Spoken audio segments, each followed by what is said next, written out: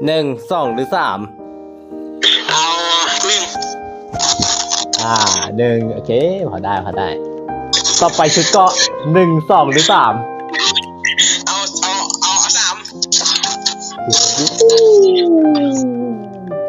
3กางเกง1 2หรือ3เอา2 1 2หรือ3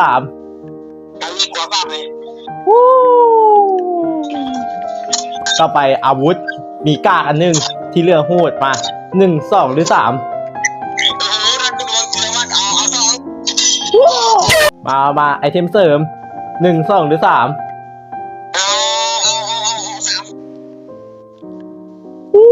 เอา3ต่อไปก็มอน1 2หรือ3กูเอา1เลยต้องยืน1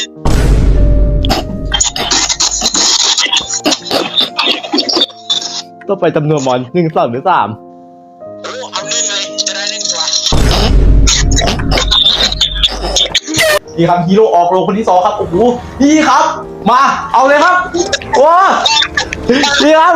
ไวเลยครับโอ้โหนี่ครับไวเลยครับ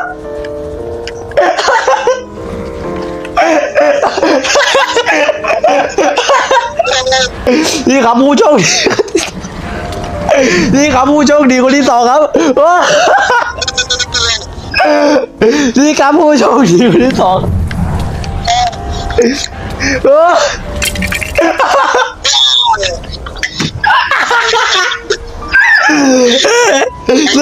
รอบนี้ก็ตั้งใจเลย